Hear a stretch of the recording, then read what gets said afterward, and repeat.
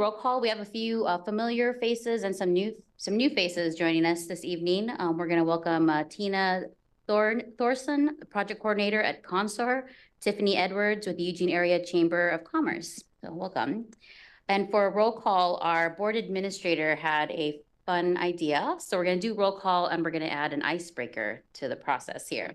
So when I call your name, please say, well, if you're here, obviously you'll say here, and share when you think of spring, what comes to mind. So I will go ahead and go first. So I'll give you all time to think since we sprung the spring question on you here. My name is Alma Fumiko Jesus. I use she, her pronouns. I am the board chair and I am with United Way in my non-volunteer job. And when I think of spring, I'll take it. I think of sunshine, so I'll take that. The next person, Marty Gator, is not joining. He's our co-chair today. He's going to be absent today. And Mike Eister is not here either. And I will move on to Vidal. So Vidal Francis with the Oregon Department of Transportation. Welcome everyone. When I think of spring, I think of weather's getting warmer. I think of riding my bike. I think of some gardening I'd like to do. I think of, I got a whole host of stuff here that I could think of that needs to be done. Thank you. Thank you, Vidal. Is Councillor Evans online?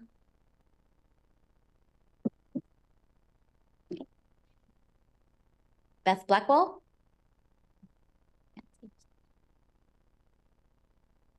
Heather Buck?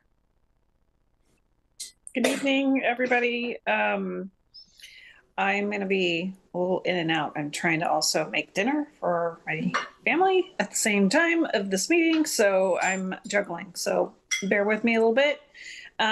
When I think of spring, I definitely think of flowers and blossoms after a cold, icy winter, which is really pleasant to see. Thank you. Thank you. Claire Siret. Thank you, Chair. Claire Siret. I'm community stakeholder, and when I think of spring and what I've really been enjoying is all the wonderful bird song. I particularly have some very melodious house finches at my house right now, so I've been enjoying that a lot. Thank you. Is Mr. Grimaldi available? And Pete. Introduce yourself and say when you think of spring, or share when you think of spring, what do you think? What do you think of when you think of spring? There we go. I'm Pete Knox. I'm one of the board members assigned to this committee. I think of spring, I think of sneezing. Spoken like a true Lane County person. Thank you, everyone. Did I miss anyone else on here? And we have Rob Seiko joining us as well. Thank you, Rob. Rob Seiko, Executive Director, Better Eugene Smithfield Transportation, or BEST for short. I have a fondness for California poppies, the bright orange colors this time of year that come out. Thank you, Rob. Tina. Tina Thorson, and I too enjoy Benadryl in the spring. Tiffany.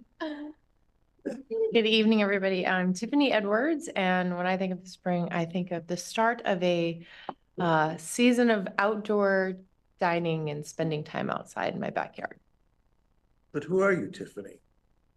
I said Tiffany. Did I not say I'm Tiffany Edwards? Thank you. With Sorry. the with Eugene Area Chamber of Commerce. Thank you. Thank you, Tiffany and Rob. And Board Administrator, I see we have some Thomas online. Are they one of the folks that would be introducing themselves, or just want to make sure? One of our presenters. Perfect. Okay. Thank you, everyone, for it's also new for me getting faces and names and everything. And would we like our GM to share what he's excited for about spring? Introduce himself. I wrote allergies. We have a theme. Yes. Welcome to Oregon. Yeah. Lane County.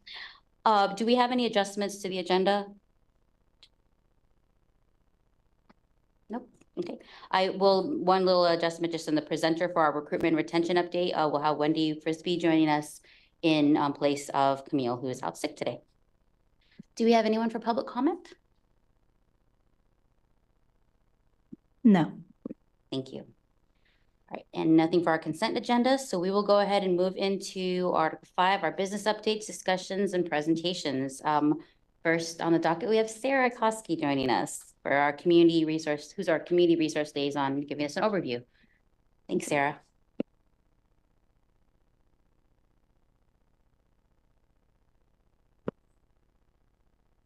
Well, thank you so much, Chair and committee members. My name is Sarah Koski. I am brand new here to LTD.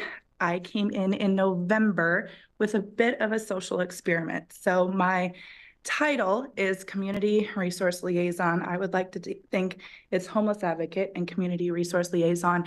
When we looked at the scope of the work coming in thinking about transport, there's a lot of different riders, right? Students, those going to and from work, families.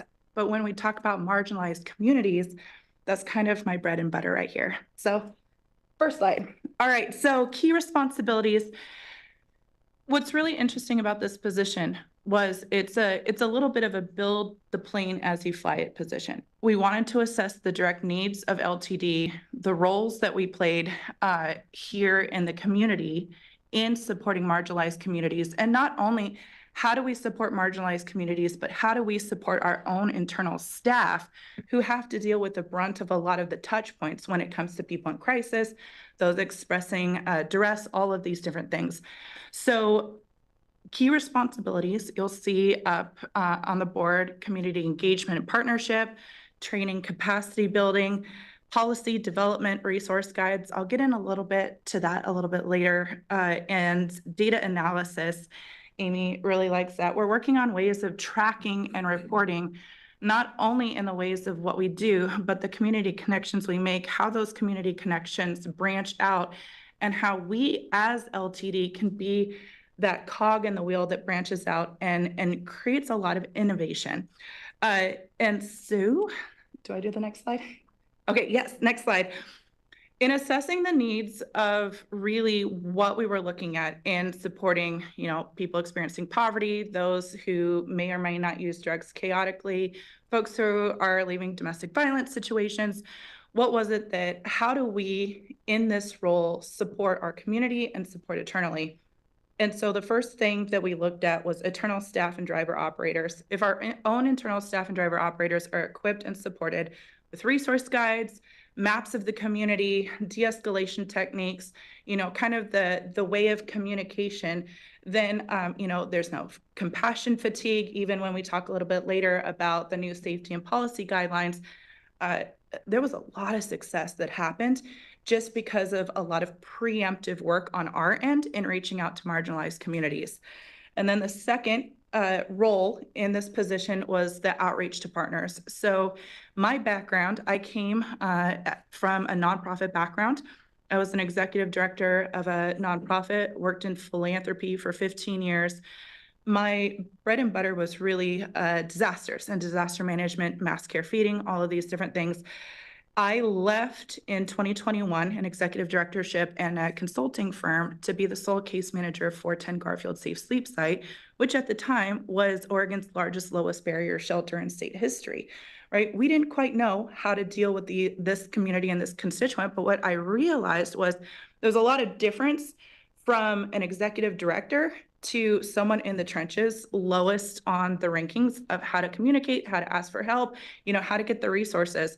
So this role and position is not just working with that executive leadership team, it's working directly in the trenches with case managers and community navigators to hear exactly what's going on from that street perspective and how can we create solutions to better support not only those folks in the street, but our case managers and our community navigators. Which leads me to that third role that this position plays is folks with lived experience. So if we can equip and train our own internal staff, whether it be on the marketing side with trauma-informed language, with the driver operators, all of these different things, we work with the case managers and the community navigators. Public safety has been an incredible partner. Even our field supervisors, our ambassadors, all of these things. Word on the street is LTD is kicking butt, right? Like in my opinion, my family and my community is the street family and community now. After leaving 410 Garfield Safe Sleep, my life is dedicated to supporting the unhoused.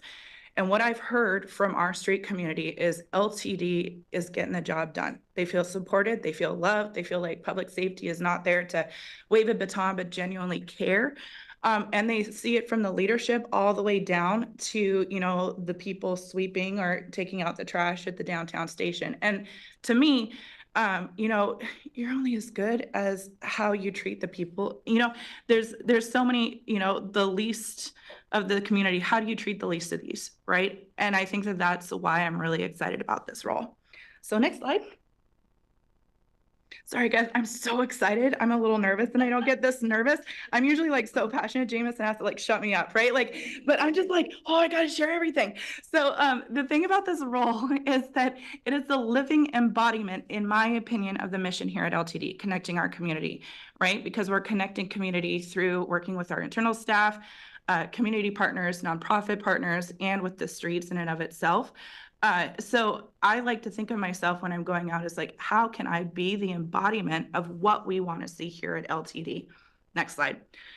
So what it really started was just internal staff training and listening sessions, because, you know, coming from 410 Garfield Safe Sleep Site, I was fortunate enough to get an international fellowship, a Vital Voices fellowship. I was working on a very high level again.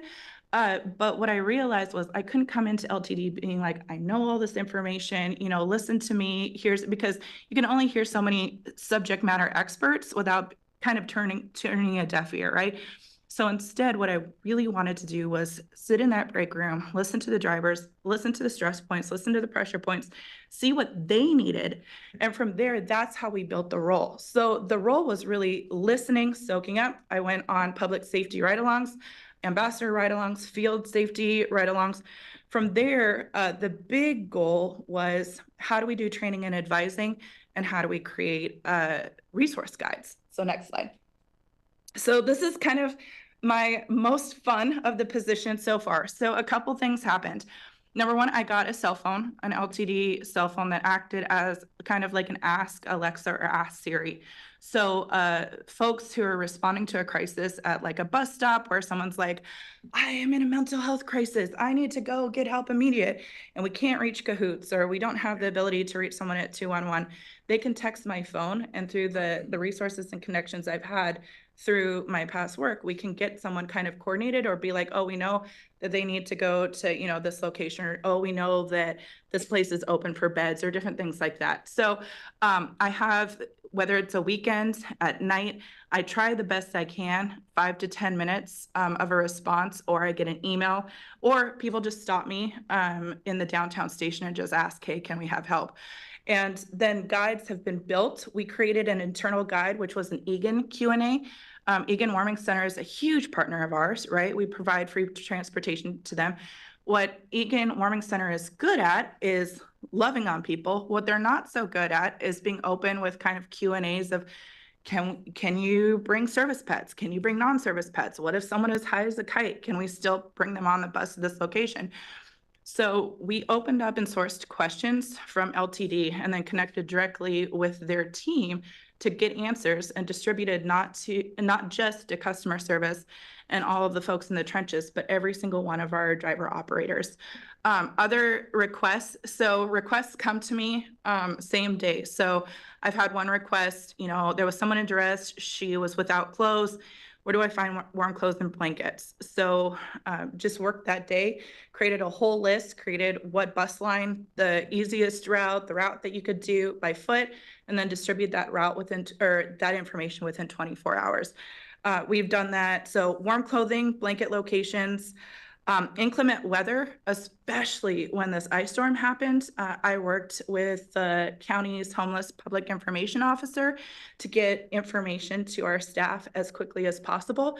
When she was taxed and wasn't able to do a lot of fact checking, because at that time, a lot of the city locations were closed, I was calling on her behalf. So we were working as a handshake, you know, trying to get information out the best we could. Real time, okay, we talked about the text. What was really cool, and I have an example of this, is we made this resource because, as we know, a lot of safety guidelines came down the pike just recently, right? And they were disproportionately affecting a lot of marginalized populations and people experiencing poverty, right? So we created this handout called What to Bring on the Bus Q&A.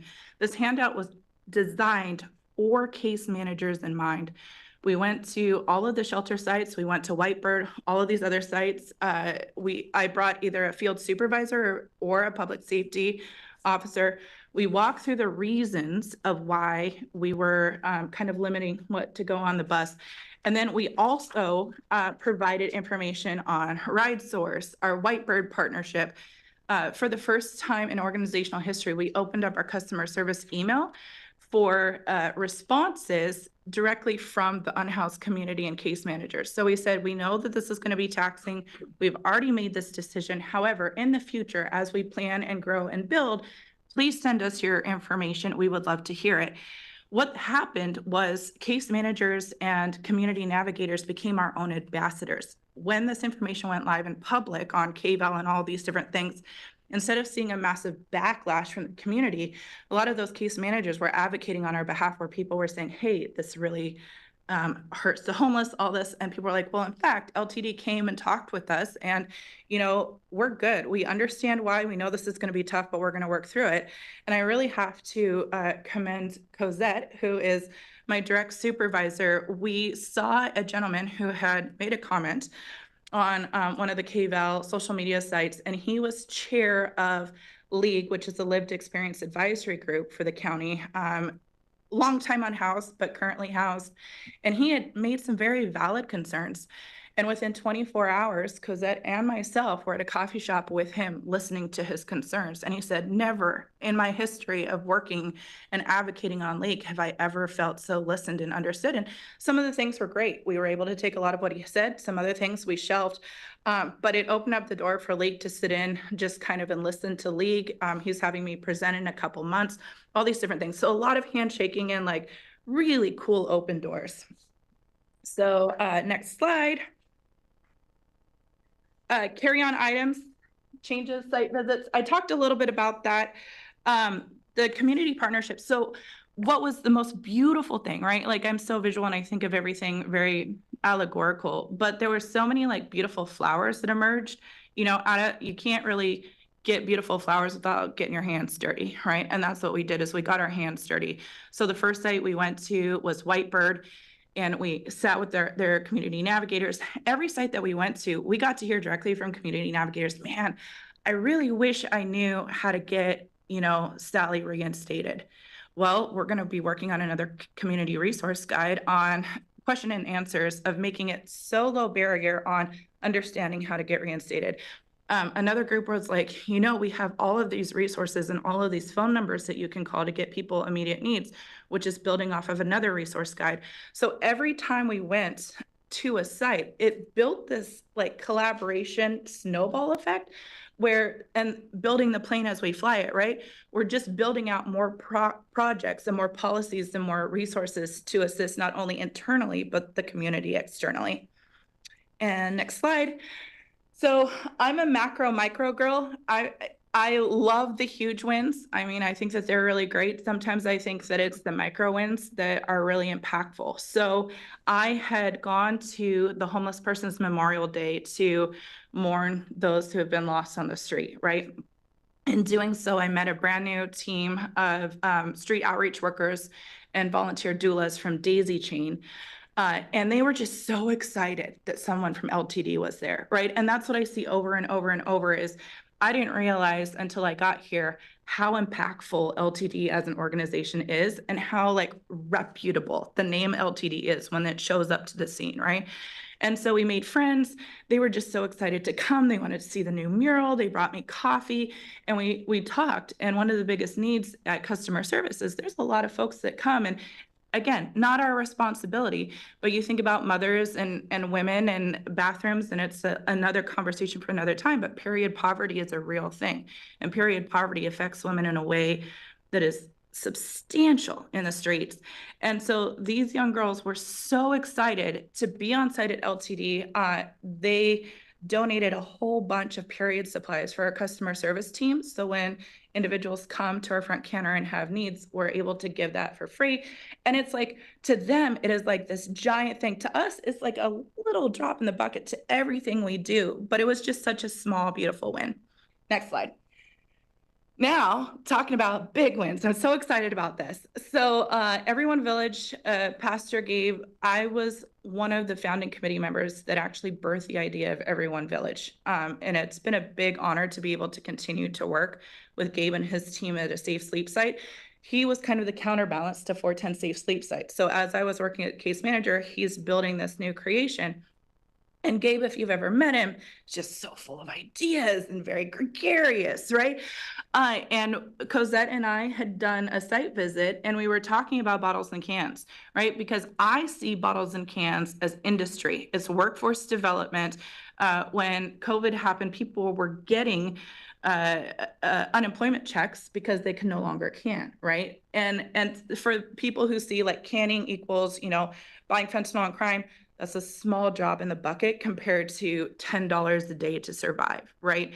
And so when I was looking at kind of the safety regulations and changes that we were doing, I sat at that MX station on Garfield and 11th for hours, just talking to people who are bringing their cans to the bottle drop.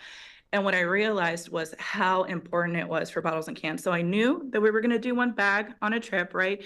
But what's the solution? And Everyone Village has popped up, again, one of those flowers in the midst of dirt as a way of solution. So Gabe is right now, it used to be Burnside Bridge and his site, the only bottle drop location outside of a real bottle drop site. So individuals can bring their bottles and cans to Everyone Village. There's no maximum of how much. I mean, if you brought like $1,000 worth of cans, they will cash you out $1,000 worth of cans on site. Unlike other bottle drop locations, now 410, I had a lot of folks banned from bottle drop sites, right? Because a little quirky and a little, you know, aggro. But with Gabe, because it was peer driven and peer led, everything was de-escalated and they had never had a fight, never had an altercation, and never had an instance of violence. So what we looked at was how could we partner with Everyone Village in getting accessibility of bottles and cans to the greater community? What happened through that site visit was a very unique partnership between Everyone Village, LTD, and Oregon Bottle Drop. Oregon Bottle Drop donated $25,000. First Baptist Church of Eugene gave him a bus. And what we're hoping to do is now take the bus to folks instead of the folks bringing bottles and cans to the bottle drop site, which increases accessibility, helps those who have access needs or, you know, might need like more support in getting. And honestly, it's such a cool idea. And so just in kind of a site visit, connection, collaboration, there's so much beauty that's coming. And gosh, I could just go on for hours, you guys, like seriously, how much I love this job, how much I love it here, how supportive and collaborative everybody is, because I'm not just I'm not just saying that to say it. It's really happening. And we're really seeing a lot of beauty, a lot of change, a lot of like education data, right? It's not just storyteller Sarah up here saying that everything is like hunky-dory. We're seeing effective change in 6 months. And so last slide, I just want to end on this. This is why we're here. I have folks, this is Pops. I love Pops with all my heart. This is Will, I call him the professor. He's smart as a tack and has every like city code and policy like memorized. So if he ever gets arrested by the cops, like he can out-cop a cop, right? And so if I ever need like any instruction on like city code, I go to Will. If I just need a little lifting up and a good joke here and there, I go to Pops, right? But these are the folks that inspire. This is the reason of why we're doing what we're doing. I mean, we have another gentleman who has been unhoused for like 2 decades, who used to live in a bathroom, right? And now he's providing advice. I just met with him yesterday on what does it mean for public restrooms? What does it mean to have access to bathrooms? What does it mean to overdose in a bathroom? And all these different things. So I'm so grateful. Thank you so much for having me, you guys. Thank you so much, Sarah. You mentioned that you seemed low energy early. I don't know. What does high energy Sarah look like? Yeah. But no, it was good. You're great. Any questions or reflections from folks? Go Claire and then Tiffany. Well, Sarah, thank you so much for your enthusiasm and bringing your expertise and experience to this, I think, incredibly exciting role for LTD to invest in. I'm really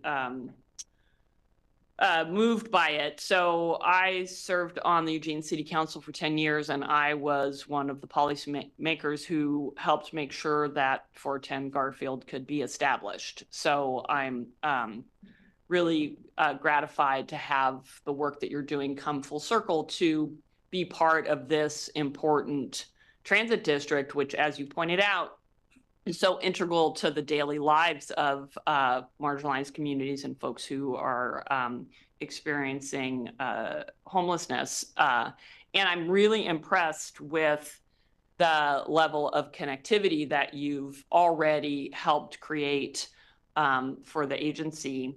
I did have a question and also really impressed with the battery of training and support that you outlined for staff members, right? And just wanted to hear a little bit about how those trainings were received and how you felt about what kind of feedback you got from staff about them. Great questions. Thank you so much for that. And thank you for your leadership with 410. I cannot begin to tell you how we did not know 410 was an experiment, just like this job was an experiment, right? I came in and Roxanne O'Brien, I came in without any training of being a case manager. We didn't know how that was going to turn out, right? And now we have folks, Pops and Will both housed because of 410, right? And I think that I'm the light in the midst of darkness kind of girl, where I think that just a little speck of light can change a lot when it comes to perception. What was interesting was seeing a lot of in the trainings. So a couple trainings we just had recently, we're getting our field supervisors and public safety team trained in carrying Narcan, right? We've just done that, and now we've opened it up to our entire staff. Those site visits, I think, were really integral. I mean, you can speak to that, Brad. Brad was incredible when he came to, he was just a charmer, right? But Brad saw, and Brad, I hope you don't mind this example, but we were talking and we had this conversation on our drive back that, we were talking about people who slept during the day outdoors. And it's really because at night, it's not safe to sleep at night, especially as a female, right? You become nocturnal for your own protection, right? And the way that we learned and communicated, I learned from public safety. Gosh, Brad did a training for me when it came to, what was the name of the training? Active shooter training, right? And I think that there's this really unique symbiotic relationship where I'm a pacifist. I'm never going to carry a gun in my life, right? The fact that Brad knows how to take care of business, right, allows me to go out in the trenches and feel safe. And I think that sometimes, and especially in LTD, Cosette taught me this a lot, that LTD is all of the staff is a representation of Lane County, right? You're going to have conservatives, you're going to have liberals, you're going to have people who want to carry Narcan, you're going to have people who don't want to carry Narcan. But because we see the end result and the common agenda, I think people really are open to listen and to collaborate. And that's what I really appreciate is not everybody's pro harm reduction. I am, right? And I believe that there are ways that we can enact change that may not, work with the policies that LTD has, but it's just small little steps in the right direction. I hope that answers your question. But I think that the beauty of what I saw, we just did, Daryl invited me to do human traffic training of the signs of labor trafficking, sex trafficking, all these different things. And just to have a room of collaboration where people were, they could probably teach me that class, but they were so open and receptive of hearing new ideas. The amount of co-creation of support is what I see here at LTD all the time. Thank you. Yeah. Tiffany and then Commissioner Buck. Thank you. Sarah, it is so great to hear all of the amazing things you're doing. I'm so honored to know you, and I know that you had been doing this job for a while, and been doing, we have the opportunity to work quite a bit together. So I'm very excited about that. This, as you mentioned, is very out of the box. This is like social experiment. And I mean, I don't think I've heard of anybody doing anything like this, especially, transit, whatnot.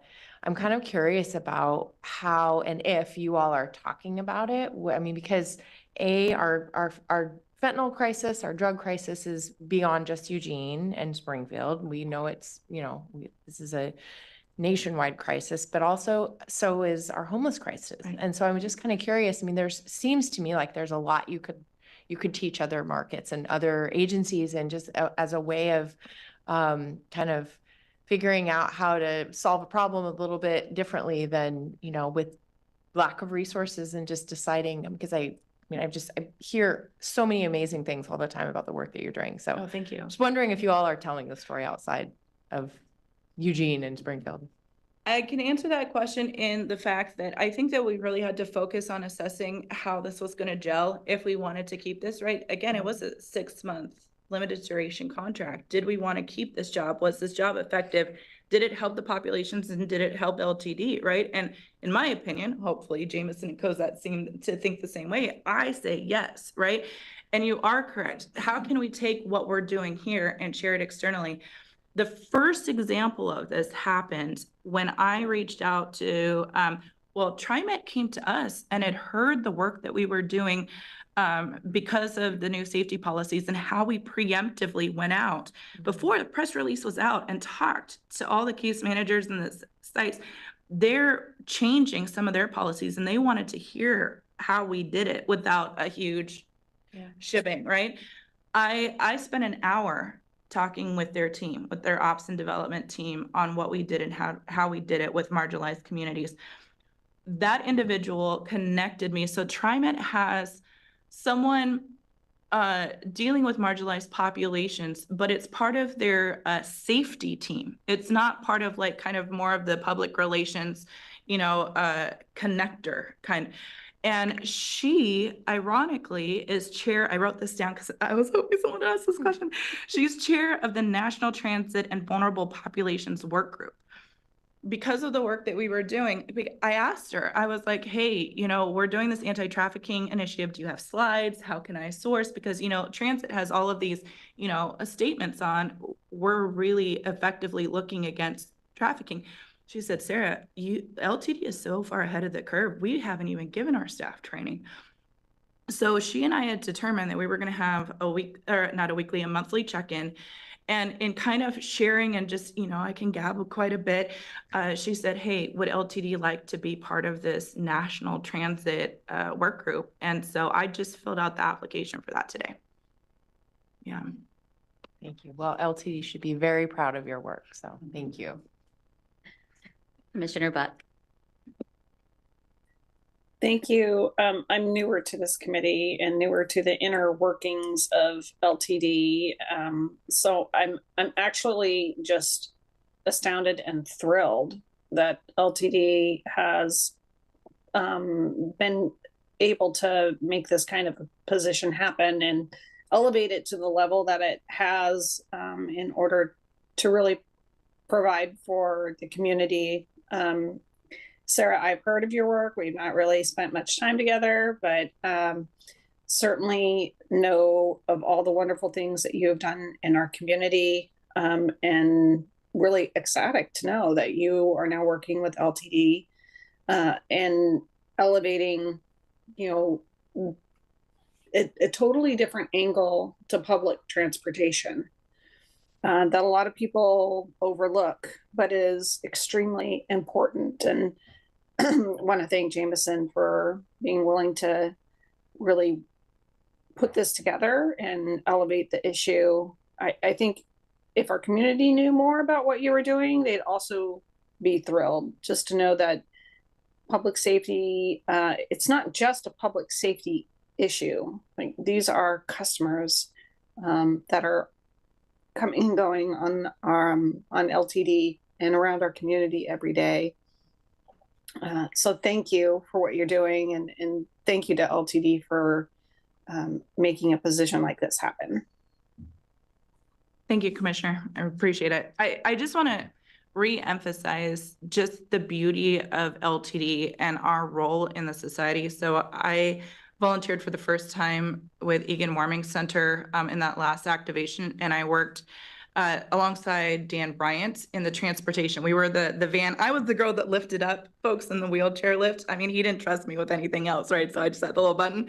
But I was invited to the after party of volunteers, and even though it was my first time, and the fact that I walked in, you could hear the chatter of LTDs here, right? And I think that it's a really good reminder of our position in the community and how when we make a decision of like, yes, we want to support marginalized voices, or yes, we potentially want to do this. When we make a decision, I didn't realize the implications, the ripple effect of how other organizations follow. So I appreciate that, Commissioner. Thank you. Vidal? Yes, I'm going to go ahead and Sarah second what Commissioner Buck just mentioned there. I think that, first of all, good job. I mean, I'm really encouraged to hear what you're explaining there. And to be honest with you, from an ODOT perspective, there's a couple of plays we could learn from your playbook on our end as far as the things that we have to deal with, obviously with the homeless population and so forth. And I love the fact that the folks that you're interacting with have a very positive tone towards LTD, and seeing that they can, that there's help, if I can say this correctly, from LTD and supporting them in some form or fashion as they go through their daily lives. The question I do want to ask you, if you were to look at this long term, obviously this is something that you feel, at least what I'm hearing, that LTD should continue. And I feel the same way based on what I'm hearing. Long term, what are some of the other things you probably can think of? And if you don't think of anything right now, that's perfectly fine. What are some of the things you think that could happen long term to contribute towards LTD's success? I know that in one of the slides, there was a picture of how to board the bus. Again, I'm just based on the picture, I'm understanding that's a way of LTD communicating to this group of folks on how better to interact with LTD as far as the services are concerned. But are there other ways or other fashions that LTD could leverage some of the successes that they could have in the business that they do as far as the services they provide for the community? Wow. Thank you so much for that question. And again, that's one of those answers where I could just like buckle up, buddy. Like I could go a whole week to talk about that, right? I'll give you a couple examples. And I think a couple things. After COVID, life has not ever gone back to normal, right? In the sense that we wake up, I don't wake up knowing what today is going to look like, right? And I don't take every day for granted anymore. Like every day is a gift. And I think that this role plays that part in every day. I don't know if someone from public safety is going to be like, because we just had someone come up to my office. My office is at that downtown station. I don't have an office here in Glenwood, so I'm easily accessible. It's starting to be kind of like a place where you can grab blankets or, like quick, like body wash things. I had someone come up and say, hey man, there was this girl, she's in duress. She urinated on herself. We need to get her to a shower. Where's all the public showers or low-cost showers? Well, I didn't know. I reached out to my city rep. They didn't have anything. Reached out to a couple people. They didn't have anything. Whitebird had a very basic list. And so we took that list. I fact-checked everything. And within the end of the day, we were distributing to all of our public safety and our field supervisors a list of low-cost and public showers. And the cool thing is that we're not able to just help and distribute that to customer service, all of this. Then I took that as a gift and said to the city, here, I did all the fact checking to all of the case managers here. This is what I found. So we haven't just produced internal documents to support our own community, but when I see something and that there's a need, it's kind of that thought of see a need, you fill it. And we're coming out with our hands open with the assumption that if we provide or help or assist, and sooner or later, if there is a partnership or something down the line, agencies or other folks will come to our aid in the greatest time. When we talk about long-term, I would like to think that my job would be expendable, right? Like I would really like to think that we as a community could work case managers and navigators and homeless advocates out of a job. Right now, do I think that that's feasible? Who knows? Again, I'm the utopist, right? But in that season of see a need, fill it, I'll give you a really great example of why there's a little bit of a job security, because things in this community are changing at such a rapid rate. Just look at the hospital, the downtown hospital. We don't have a hospital that's walkable for unhoused folks in the Eugene area. You saw Will, the professor, right? He allowed me to share this, that Will had a heart attack. He's housed right now. He lives a block away from the LTD downtown station, had a heart attack. They took him to Mackenzie Willamette. He left his room without shoes. He was discharged at 4 o'clock in the morning. They gave him socks and a bus pass. Well, our driver operator did what they were supposed to do and said, hey, no shoes, can't get on. So he went back to the hospital and said, can you find me some shoes? Can we work this out? What do we do? They said, we don't have any, we're sorry, right? His battery died on his cell phone. He didn't have any contacts at the time. And so he had to drain his entire savings, which was like $24, to negotiate with a taxi to taxi him back to his house. Right now, the food or the money that he was going to try and use for food and potentially medicine is gone because he had to transport himself back. So Will calls me and said, what can we do on the shoe solution? Well, I had been in a meeting with RCPC, which is a peer support led group. They found temporary shoes for under $1. I got a couple prototypes, went and talked to our HR guy, risk management, Dave, said, would this be considered a shoe? And he says, I don't see why not. Went immediately to the office of Jake. Jake was like, I like it. We're writing something up. We're going to talk with the union about it. We're going to talk to our driver operators. Now we're going to work hopefully with the Reveille team to have shoes and see what we can do. I mean, that from one call and one instance to solution and problem solving, right? That's the goal of this, is how can we solve as many problems as we can in such a rapid pace that there's no more problems to solve. Is that ever going to happen? But I would like to think there is. I hope that answered your question. Thank you, Sarah. Thank you, Sarah. Any other responses, questions? Thank you, Sarah. Thank We you. appreciate you being an ambassador for our community, everyone in our community. And yes, we would like to be worked out of a job. So Yeah, appreciate you. absolutely. Thank you very much. Thank you, Alma. Thank you so much, folks. All right, Wendy, we have you up, the recruitment and retention update.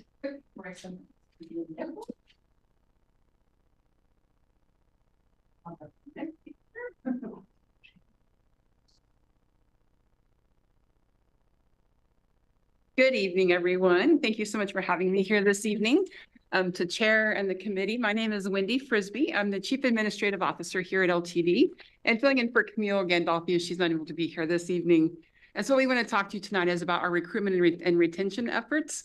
I know you guys have probably seen quite a bit about that lately with us. So that's really been our prime focus here, like the last probably 6 months.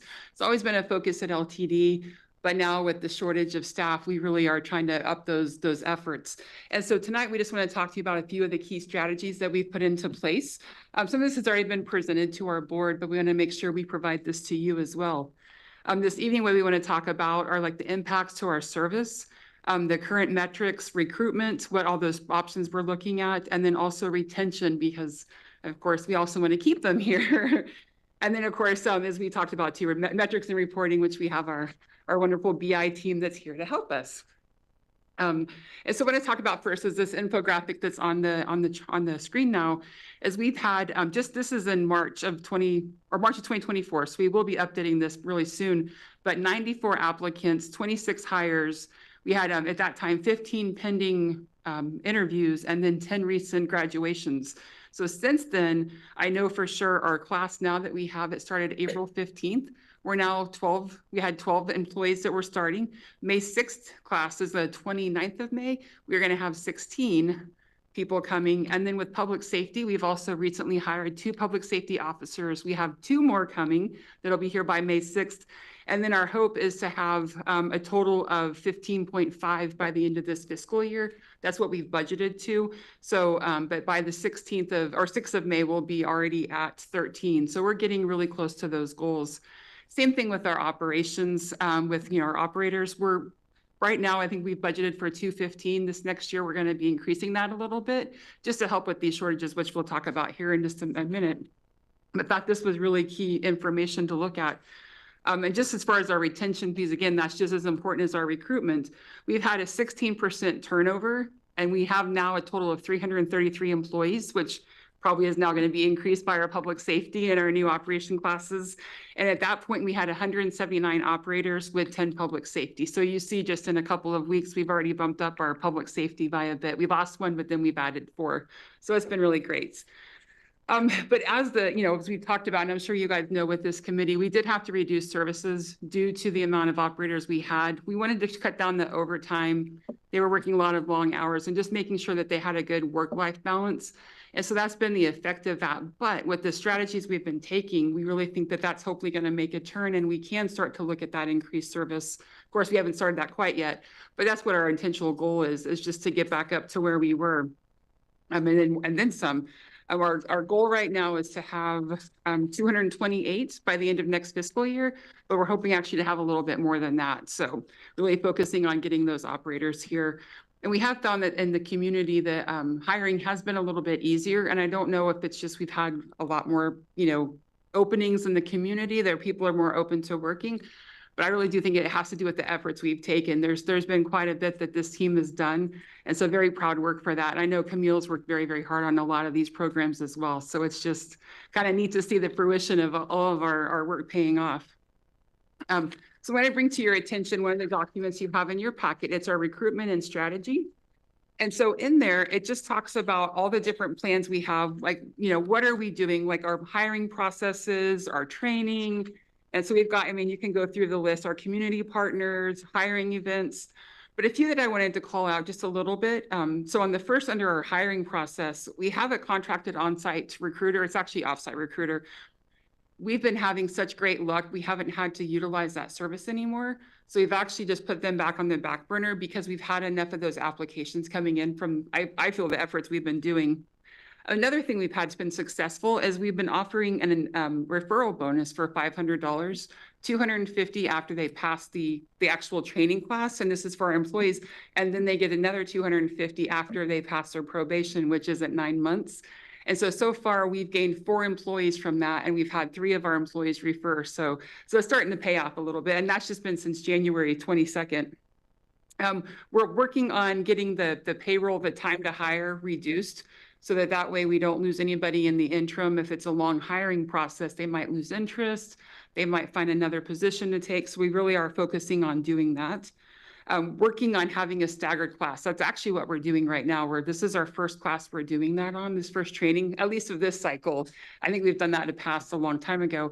What we're doing is having the in-class training with one group. And then as soon as they're ready to do the on-road training, we bring in the next group of class, and then we're just going to keep those staggered. So we had a April 15th class, we have a May 29th class, and now there's a July class we're going to be doing that same thing with. So trying to really just get the employees in here. Definitely working with community. We're doing a lot of sourcing. We're working with United Way, Lane Community College, Lane Workforce, Springfield Chamber of Commerce, Eugene Chamber of Commerce. All of the communities we can. The other thing we're really working on are like hiring events and job fairs. It's not something we've done in the recent years, but really made a focus on that. And there's another packet you'll see here in a moment that has all the dates of our job fairs. So far, it'll be 6 this year that we've had, which is a nice increase. Again, with the communication and messaging, we're trying to do that on all platforms. We have a really great social media expert on staff. And so she's really great about putting out our opportunities, talking about LTD, and just sharing about LTD. One of the other things we're working on, we had a little bit of a traction issue. I think we had to put this back just a little bit because of timing, but working on an apprenticeship and a mentorship for our new operators. When they come in, they already have that person who's been trained to help them and help guide them through this, because it can be a stressful job, especially when you're first starting. It's a lot to learn. And you're driving a 40-foot or a 60-foot bus. I think that would be very terrifying. So having somebody that you can talk to and share those concerns with, I think is really nice. Somebody who's been there, done that. So we're working on a program for that. And then having like the interns, they'll actually come in as an intern And then through their probation, once they're done, then they would actually be a full-fledged employee. Another thing we're working on, mental health and well-being. That's another big focus. Obviously, there's a lot of focus on that with society because it is something that's been hidden for a long time. So something that we really want to focus on for our operators, for our public safety especially. They do have a high contact with customers position with a lot of, just a lot of variation in their day. So we want to make sure that they don't get fatigued. They don't want compassion fatigue. Things like that, that it just makes them every single day that they're going through that might make them burn out a little bit more. So we want to give them that opportunity again for work-life balance, but also to have, a place, an outlet that they can share and help reduce that internal stress. Another thing we're working on, speaking of reducing, is the operator injuries. So trying to work on training and items like that just to help keep our operators safe. For retention, working on employee recognition and rewards. We already do that. And of course, we have our annual banquet for the employees. And then in the summertime, we do a picnic for our retirees and employees. So it's a great opportunity for all of us to get together. And as we talked about, Amy's been mentioned several times in this meeting, but the Business Intelligence Unit is really working with HR closely and just developing metrics, performance measures to make sure that we're hitting all of those key targets and finding out what's the source of our applications, where's that coming from, how many are we getting, how many are coming in and then actually getting hired, what's that length, all of those different things that can help us look at it holistically and decide, is this plan working? Do we need to shift here and do a little bit here? They're also looking at the, when we have somebody who terminates their employment with us, we're doing exit interviews, and that information is also going to be tracked so that we can find the top reasons why people are leaving and then try to fix those issues if there are something that we can address. Next packet you guys have it's a website design that we are working on, waiting for the new system. Oh, Just one quick sec, for that, totally appreciate your, Yes. I just love the energy. I mean, this is great. I don't know, do y'all like looking at LTD? I'm not sure. I can't really tell. Because that was great. Before we move on to the next one, checking to see if Sorry. anyone has any Yes, sure. questions. And No, I you're talk great, Wendy, fast. you're perfect. I talk fast, sorry. Believe me, you're totally fine. I just want to make sure folks have opportunity to ask any questions because this is amazing stuff. I Thank just you. don't want to miss out. Yeah. Okay. A big well, team working on it, so. well, we're just as excited because we're waiting for you to go. We'll go ahead and go to the next. You are? So, thank you. Okay, I'll slow down a little bit, sorry. You are good. So we have also a website we're developing. We are working on that through marketing. Camille has actually designed a markup that we've had through the team. And just what we're doing is focusing more on our people, on our community. Those are our biggest assets. And so we want to make sure people see that we're an organization that welcomes people. We want to have, we want to be visible. And so we're working on that. And then just kind of breaking down more information about LTD. So what I was referring to, those hiring events, we've got the 4 upcoming with the 2 that we already have, or we've already done this year. And then on here, we also have just our benefits. We talk about the public service forgiveness loan and just opportunities that might not be very clear when you haven't worked with LTD before, just giving them full information. Next packet. Working on how to hire our bus drivers. And so we want to provide a very transparent and clear way for people when they come to look at LTD. What does it take for me to be an operator? What do I have to do? What steps do I need? What requirements do I have before I can even apply?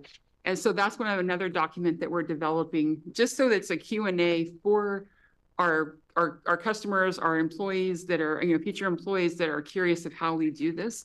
And it just opens a more transparent discussion so that they understand, what our process is, what those expectations are, and then how that will go moving forward. Finally, last one, back to the mental health and wellness. That is another big focus. We have had we've had wellness programs here before, but due to COVID, we kind of put that on pause a little bit. We brought that back in the fall. We want to get a little bit more deliberate with that and add mental health services to that as well. It is that, mental health is something that a lot of people don't like to talk about, but it is something that we do need to talk about and bring to the forefront. It's not embarrassing. It is a reality. And a lot of our staff deal with that. There's a lot going on out there, even if you don't have to drive a bus or you're not a public safety, it's just a lot out there. So it's nice to have those options for our staff. So what we do is we offer resilience training. They're going to try to get that right when they start at the, you know, in our instructor training, so that they get that training from the minute they walk in the door to start building that. How do you, you know, kind of those decompressions, and how do you fight against this and not let it get to you? We're doing also the reflective supervision, which is trauma-informed leadership. That was a good suggestion from one of our board members, Board Member Murphy. And so we've been looking at that as well. De-escalation, we do that every year for our fall training. And so just making sure that we have those tools and they have a nice, robust tool belt that they can get into if there's a situation that they need to address. A lot in here. We're going to do like bringing back our annual wellness fix. So we're trying to do it more. We do have a screen that runs in the ops lounge, and then it just gives all these updates to our staff. We're going to make sure to put our employee assistance program information out there, just so that they know, you know, this is who you can call. We're going to have resources in HR that they can easily get to, and then, you know, just working really hard to get the word out there that these are available. And then finally, just with our support tactics, what we're trying to do is, as you saw, we're increasing our public safety out there. So we're increasing our public safety. We are doing more check-ins and operator check-ins with our staff, just to make sure everybody's doing okay, they feel supported.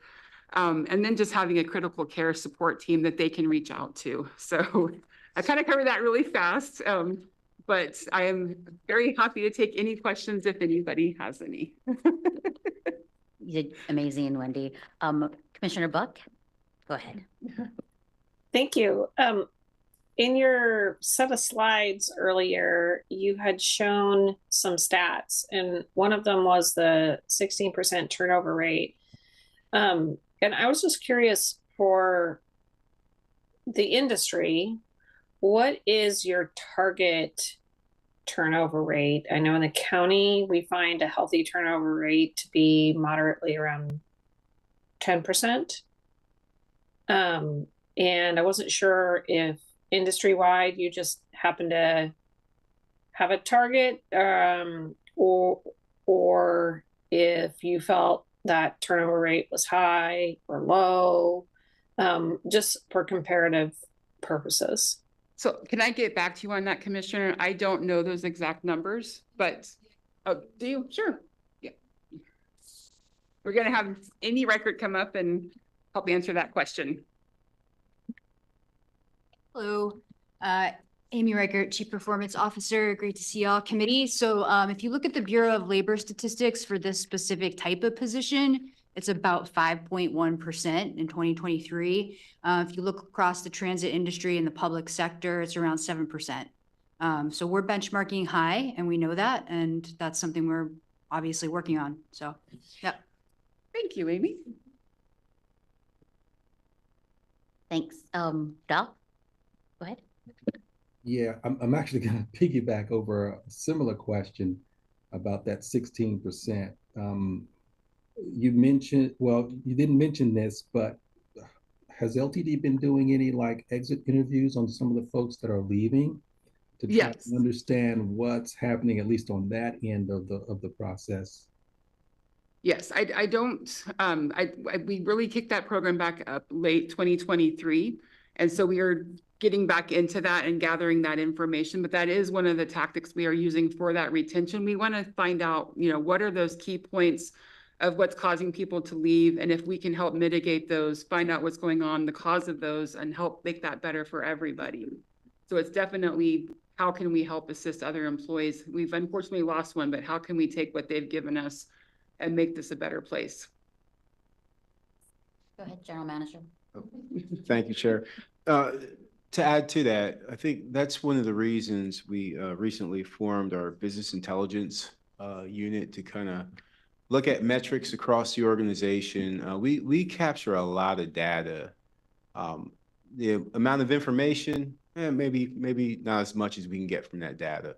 So that group is tasked with looking at, you know, what do we need to gather? How do we use it? How do we turn it into actual information? This is a part of that, understanding why people are leaving, when they leave, how we're sourcing people, what's the time to actually hire, and then how do we benchmark across similar organizations so we can track where we're going. The exit interviews are a part of that process as well. So I think that's a piece of it. I think the other piece that we talked about just a little bit was, you know, we are looking at how do we reduce implicit bias in our interview process as well, to make sure that we're understanding. You heard Sarah talk about lived experiences and how that relates to different candidates. And we're working with second chance programs as well. So on the front end, we're looking at how and where we source potential employees, but then also how do we keep them? Before we get to the exit interview, we want to know what the employee experience is. So we do employee engagement surveys. We track those. We report out on those. Depending on what's there, we will create task force around solving for what we hear and reporting back. So really looking at the experience of our employees, listening to why they're leaving. But I think one of the biggest things that we can look at also is how many of them are referring people to the job that they know, right? Because when they're referring people, they're people that they know and their word, they have to keep their word, right? So those are the pieces that we're putting in place and a lot of different measures and metrics to help us move forward with benchmarking, marking data. Heather Buck, or Commissioner Buck, rather, I appreciate your question around industry standards, because that's something that we have to keep an eye on, and we do know we're trending high in that regard. So we have this in place. I will say finally, this is a organizational goal.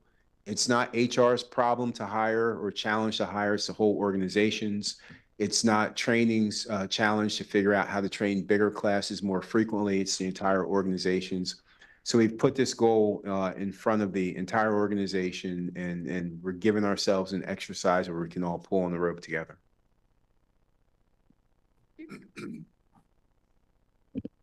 Claire?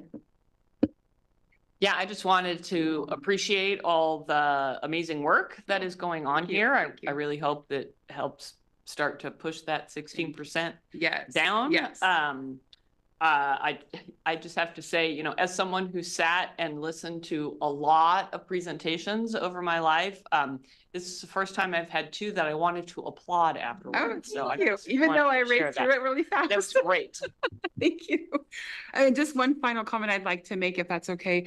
We do have cards by the door, and if you guys don't mind helping pick those up when you go, we have one that's for English speaking and one's for Spanish speaking, and they're just our referral cards. So that way, if you see somebody that's giving great customer service, hey, interested in working in LTD, and there's a little QR code that we can have them. It takes us right to our job site, and they can apply right there.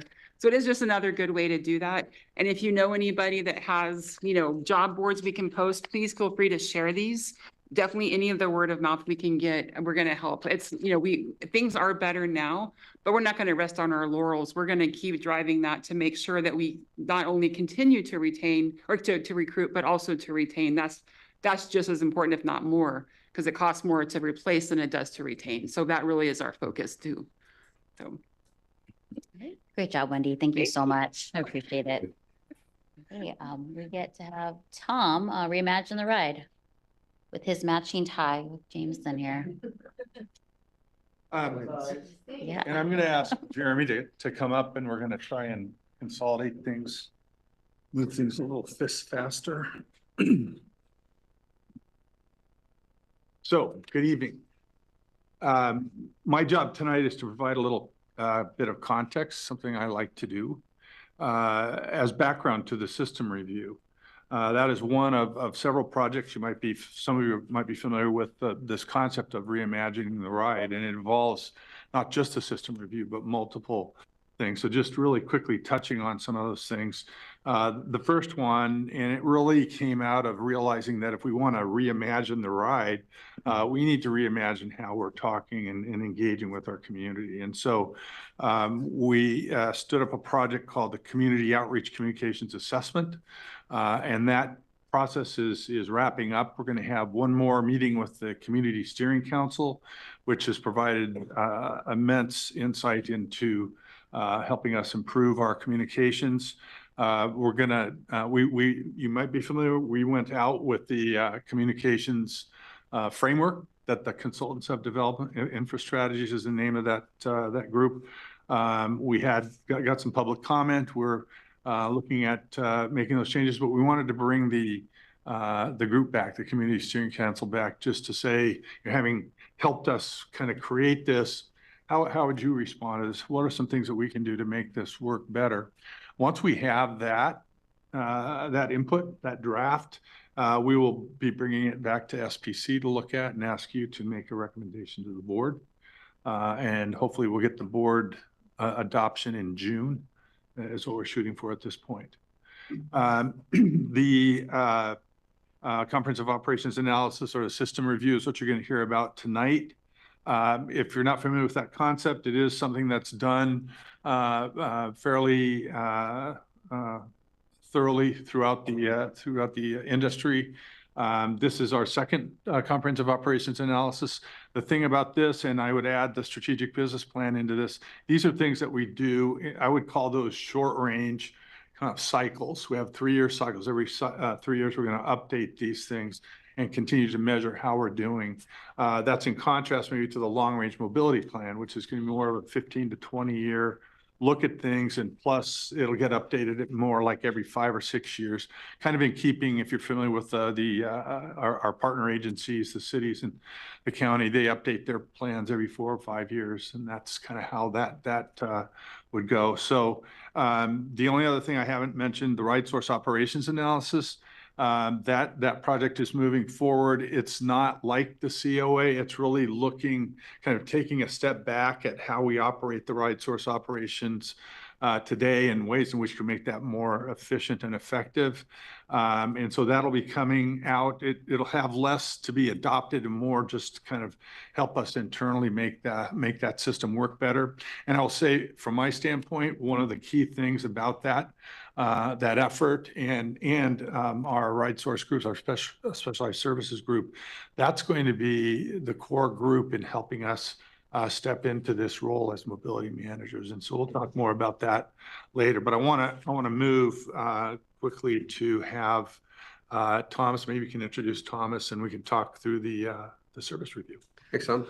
My name is Jeremy Card. I love working for LTD. I've been here 18 years. I'm the project manager for the LTD system review. I'm going to steal a little bit of Thomas's thunder since we are running short on time. Initial outreach and engagement on the LTD system review, we reached 3,000 people on an onboard and community survey, which gave us a lot of feedback on what people were looking for as far as service changes going forward with this review. Joining me is Thomas Whitman from Nelson Nygaard. He will be going through the service changes. We're going to kind of skip through a lot of the outreach engagement and just get to the meat of the presentation. So Thomas, if you want to go ahead and get into the service changes, we're welcome to any questions that you may have or any comments. And yeah, Thomas, take it away. Okay, great. You know, one of the things too, I just want to highlight, if you want any greater detail on the service changes that we hear, we have a website, ltdsystemreview.org, where we should be able to see, a little bit greater detail on anything that is presented here. So I want to start off by saying, we looked at, public outreach. We looked at what the market for transit is in Eugene, in Springfield. We looked at how well the existing services are operating, and we said, what can we do better here? And we didn't want to look at this in terms of like blowing up the system and say, let's start from scratch. But how do we build upon the strengths of the existing services that are here, and how do we make the system better match the community's transportation and mobility needs than where we are today? And as we began looking at this, we looked at it really came down to 4 different key improvements and pieces that we wanted to focus on. And listening to what the public had to say, it's improving route frequency, reducing some of the duplication of some routes that are throughout the system, begin looking at how can we improve weekend services, and look at where's the growth happening, where's some of the job centers happening, where's new multifamily coming, and begin looking at how can we adjust service in order to match those demand levels. And so we came up with what we called short-term recommendations and long-term recommendations, with the short-term recommendations being something that could hopefully happen within the next year. It's operator dependent. And some of these may require additional operators and some of these may not. And I'm going to focus on each one of these. But in essence, the operator graduating classes that you heard about earlier in today's meeting are keys to making all of these recommendations happen. And if we don't have enough operators to do them all, it's the next class, would be that, be required for the next top priorities here. So with that as an understanding, in the short term, the most important thing that we see, looking at the existing ridership, the market, and what customers are telling us is to add the frequency to your most productive and highest ridership routes. And that includes the MX and the Route 11. And both of these recommendations, require these additional operators, which hopefully will come to fruition shortly. But some of the other elements that we saw a big opportunity to increase frequency was to look at rescheduling services and changing a little bit of route alignments so that we could get during weekdays, during most of the weekdays, a bus every 15 minutes between major destinations. And why is this important?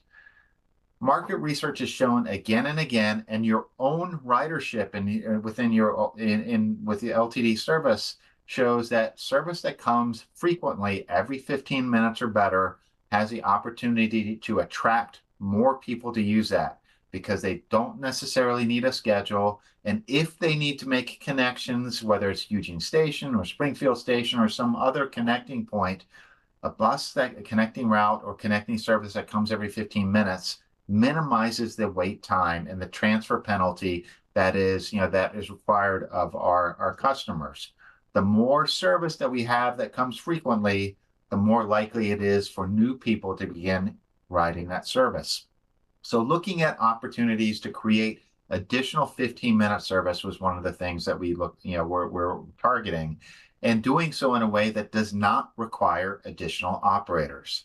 So some of the new corridors and these three different elements, creating high frequency corridors with 15-minute weekday service are things that we could do mostly without new operators. And that includes changing the scheduling and the alignments of routes 40 and 51, so that the alignment of route 51 and 52 between Eugene Station and Santa Clara Station along River Road, can be operated by those two routes, offset by 15 minutes. So between Santa Clara Station and Eugene Station, you would have a bus every 15 minutes. This would improve connectivity from River Road. It would improve access to some of the jobs along there, and certainly improve access to some of the housing and some of the residents and some of the businesses along there as well. This would require shifting the alignment to Route 40 to, in essence, follow the alignment of Route 51 in the north, and to serve, the north downtown area as well as the market district a little bit differently. Similarly, this opportunity exists along Coburg Road, where by adjusting the schedule of Route 12 for large parts of the day on weekdays, we can have a bus on Coburg Road between Harlow and Eugene Station every 15 minutes, which will improve access to the large numbers of businesses, Trader Joe's, and whatnot that are along there that will improve access, improve connectivity to the housing there as well as the businesses there. And last, there's an opportunity to do something similar between Eugene Station, U of O, as well as 30th and Hilliard by having routes 81 and 28 operate on an identical alignment, but with schedules offset by 15 minutes, so that you could have two routes serving the same corridor with a coordinated schedule, so that buses aren't traveling back to back for 4 miles, but instead are offset so that customers can have greater connectivity and have better options for when they need to travel. This would also require a slight reduction in Route 82 frequencies to achieve this, but service between LCC, U of O, and downtown will become more consistent and more frequent throughout the day. In the long term, these are recommendations that do require additional resources as well as additional operators. And the goal here was to bring service levels back to where we were pre-pandemic. And it's not bringing the number of, the same routes back necessarily, but looking at bringing back, if we operated this amount of service hours pre-pandemic, to bring those service levels back. Right now, we're about 90% of pre-pandemic service levels. What do we do with that 10% of service hours? And again, this will require additional buses, it requires additional operating hours, and requires additional operators. And we cannot do this in one shot. It will require additional operators and additional training classes. And so we see this as a phased implementation, over the next several years. As we get more operators, we can implement more of this. So what were some of those priorities? The priorities were to improve frequency when additional operators become available. And this is, often routes that service was reduced in the morning time to hourly, bring that frequency back up to every half hour on a series of different routes. It also means to look at where are there other opportunities to where the land uses, the jobs, the multifamily housing, single family residents, the commercial buildings can support high frequency service, service every 15 minutes or more.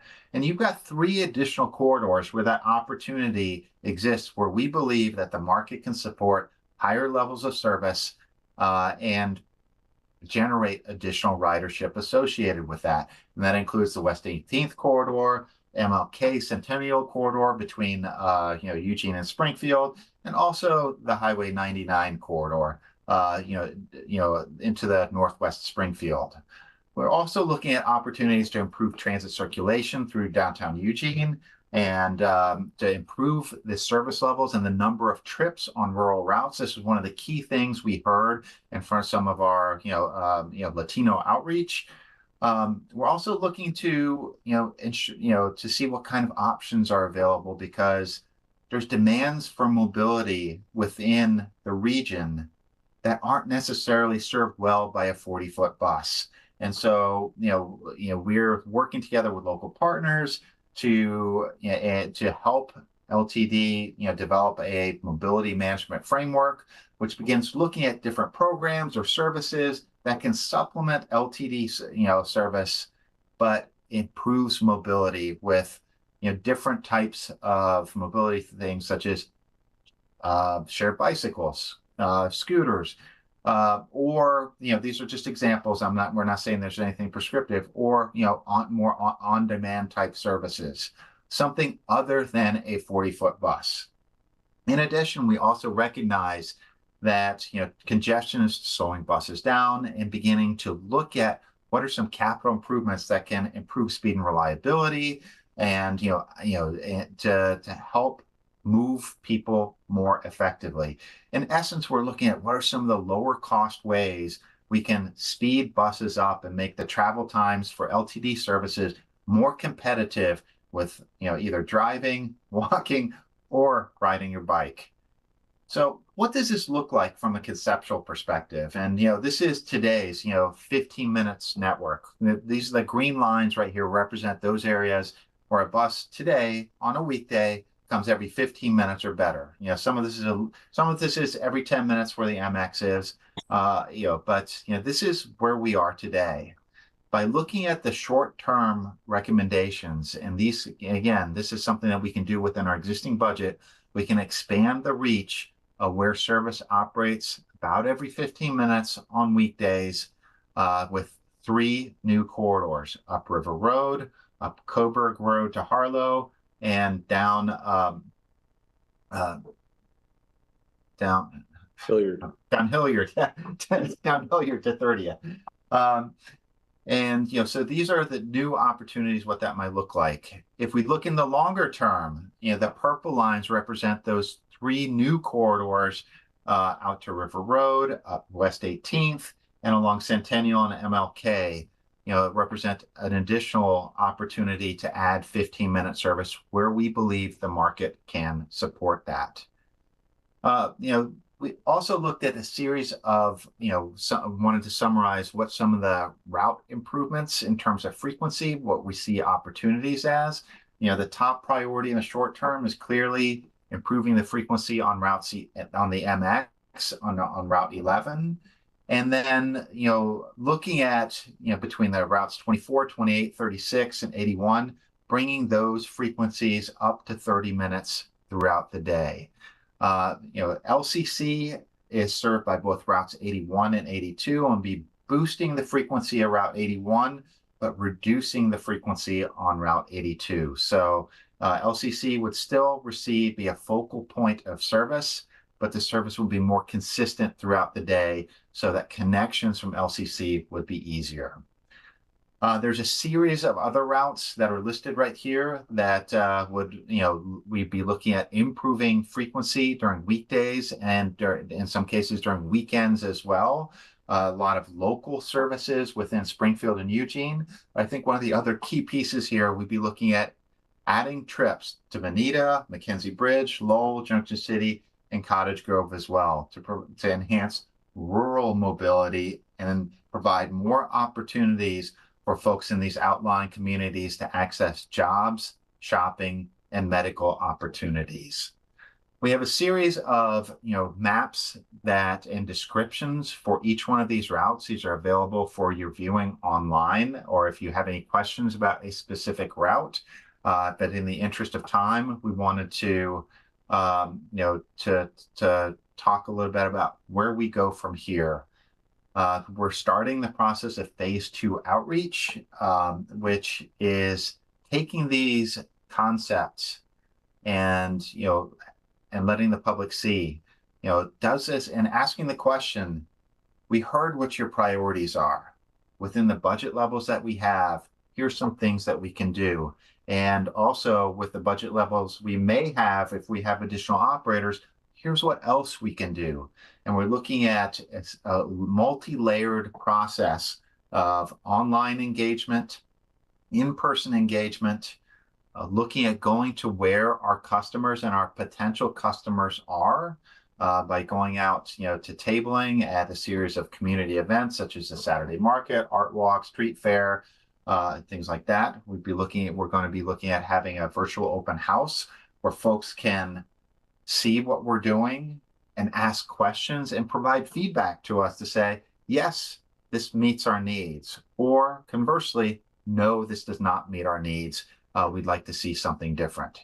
Overall, this network, service review did not look at blowing things up and massive changes to existing routes, but instead looked at what are the targeted places that we see the market for additional services and then begin serving that by being more efficient in how we allocate some of our existing resources. So that's a brief overview of the network design process, and we wanted to just show where we are from a process perspective. We started this in the fall. We've gone through existing conditions. We've developed a series of additional concepts, and we're ready to go out to the community with, again, a multi-layered approach that is in-person, virtual, and goes to where people are. Ultimately, we see board approval for whatever might come out of the recommendations process in the fall of this year. So with that, I want to stop and ask if there's any questions.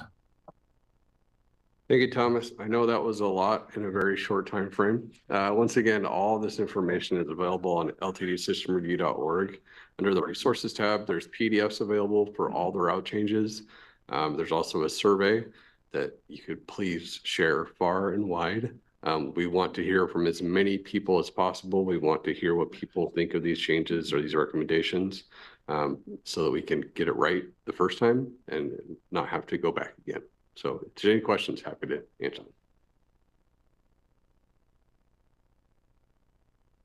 them. I can't tell if your finger's up, your hand's up, or, go ahead, Rob. I've been trying to be good this evening. Thank you. I enjoyed a 6-hour version of this preview, whatever it was, a month or two ago. I like the direction this is headed. There's a ton of detail here that I don't feel qualified to engage in. I mean, exactly, different people in the community need to go different places at different times, you know, trying to balance that. But at a very high level, what I'm hearing is that there are two basic approaches.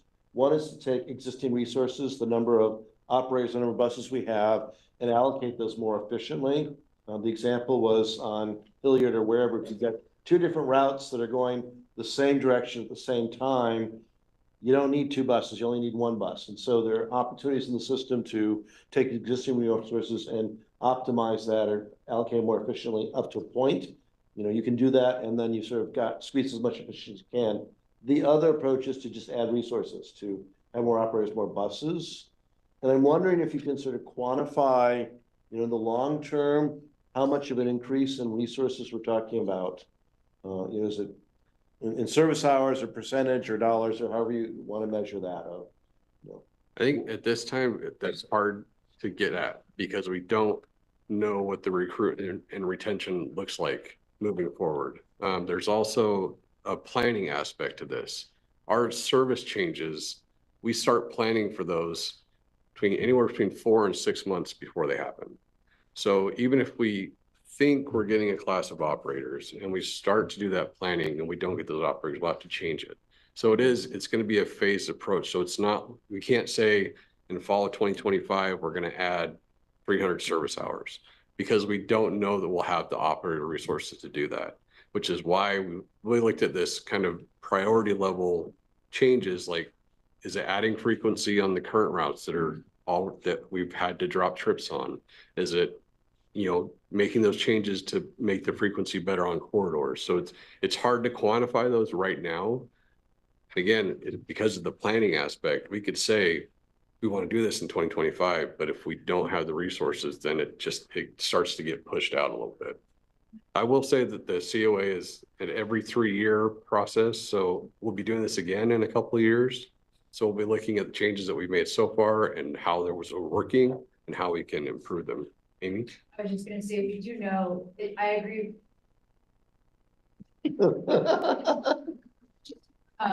Jeremy's right in terms of predicting the timeline. There's a lot of moving parts there, but if we say that we are on track to hit our goal of recruiting to 228 operators in the next year, which gets us to pre-pandemic service levels, and that would take roughly 83, maybe 85, because we're still figuring out the electric battery electric buses. So those are the kind of resources that we currently have on hand that we would need to deploy to meet those pre-pandemic levels. And then beyond that, we need to model that out. Thank you. Vidal? Yes, thank you, and happy retirement to you, Tom. I thought I'd say that. I'm going to miss you. So, question I had was, I like the idea of reaching out to some of our rural communities. I think you had a bullet in one of your slides that kind of said, hey, you know, Bonita, I think Junction City. I can't remember all the names and so forth. And I'm just, this is more of a clarification question.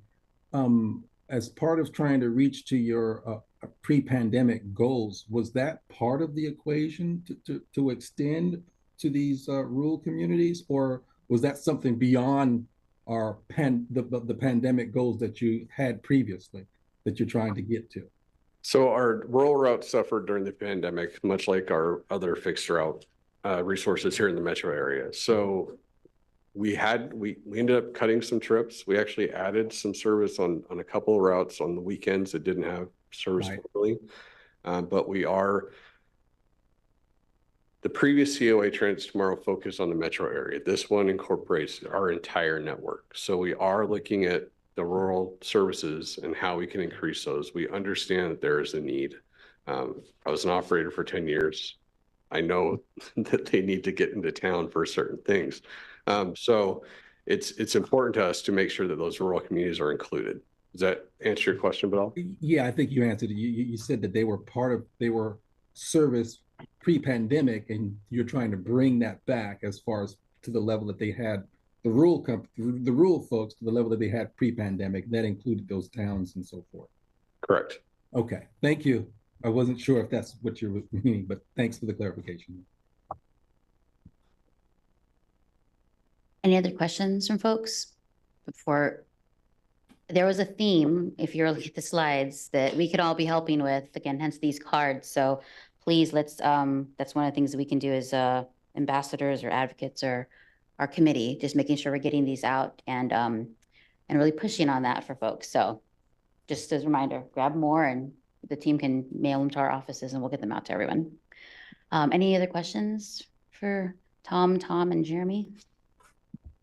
All right, thank you so much. Before I jump into our other business with Chicken In with Allie on that, we have our card in front of us. It's a note card that says save the date.